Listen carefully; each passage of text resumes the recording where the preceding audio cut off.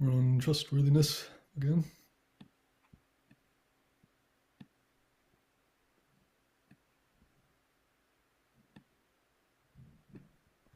I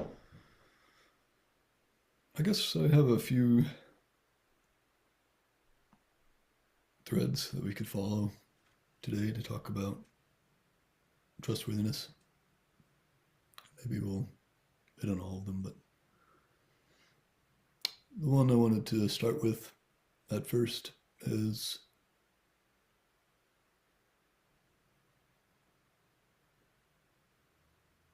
the trustworthiness of discipline.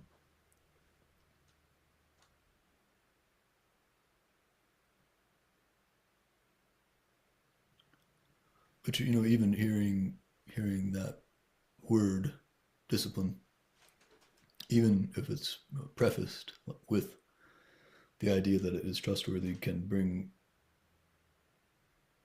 up strange feelings.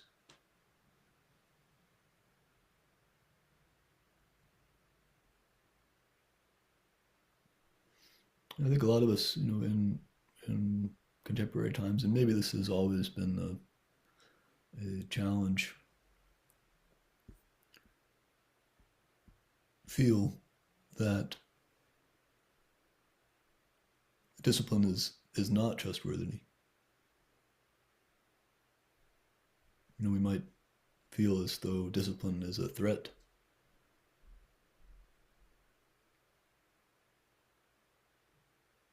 We might feel as though it's robbing something from us, robbing a sense of spontaneity or freedom or joy or pleasure.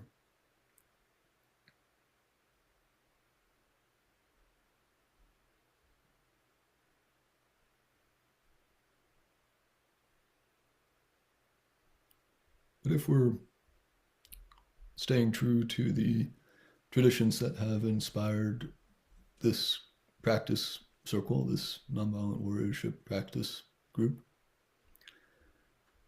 we will, run into admonitions to uphold a sense of discipline, but we'll also encounter a lot of what could feel like new thinking about discipline, a lot of very fresh thinking about what discipline is and what it does. There's one, practice tradition that I'm thinking of right now that thinks about, discipline like a bow and arrow.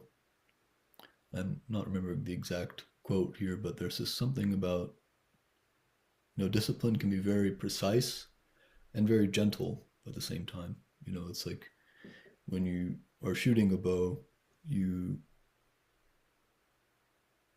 take a precise aim, and there may be some exertion in drawing the string back, but the actual execution of the shot, shooting the arrow, is, it ends in gentleness, it ends in release.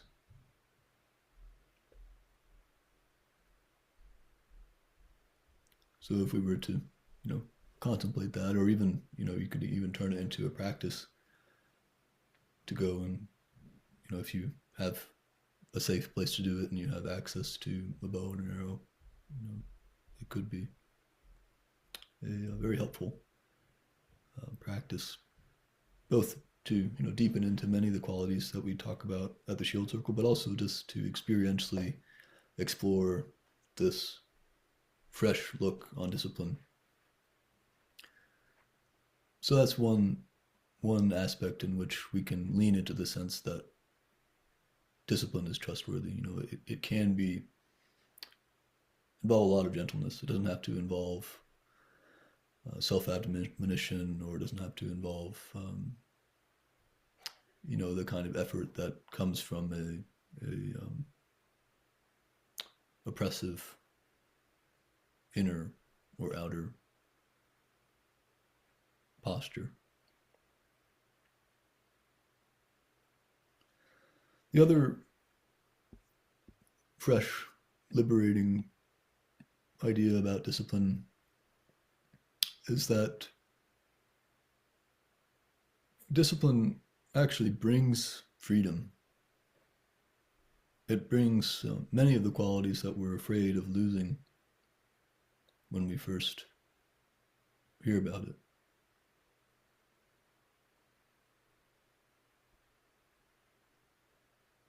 You know, the kind of discipline that we're talking about together is intended to be a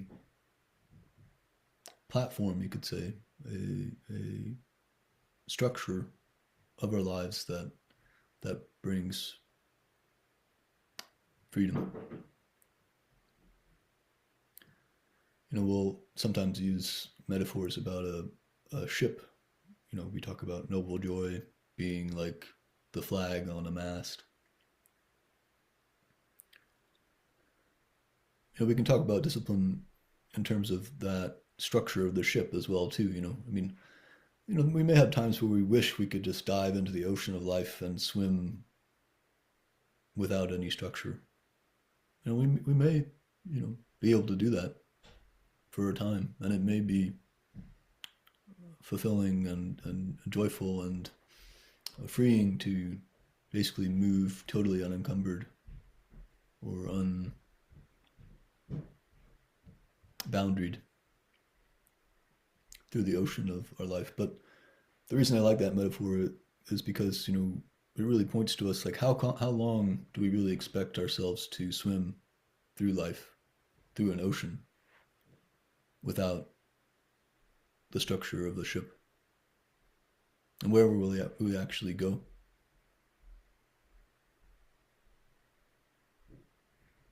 We might just tread water.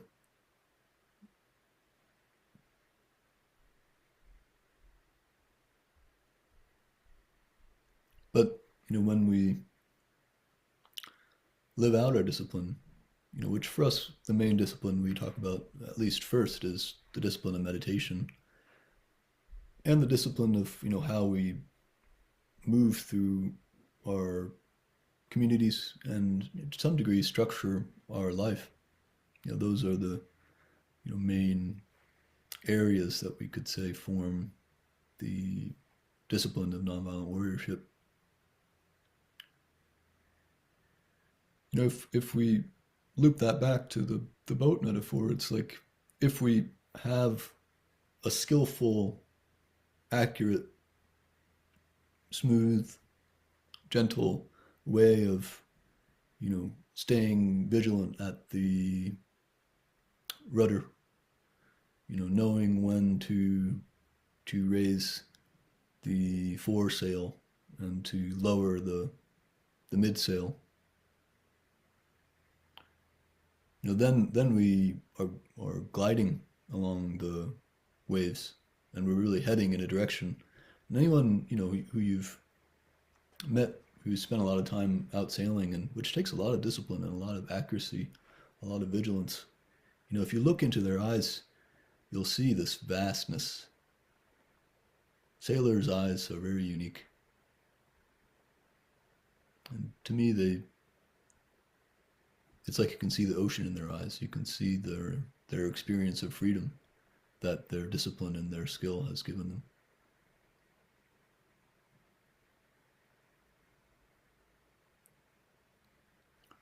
So I hope that helps to some degree. And you know, it's an ongoing process to develop trust in our discipline, but it's well worth reemphasizing and returning to the idea that it liberates us. It doesn't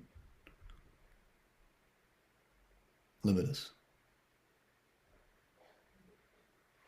So thank you for your time. If you're on this, seeing this video on YouTube, you can check out the links below.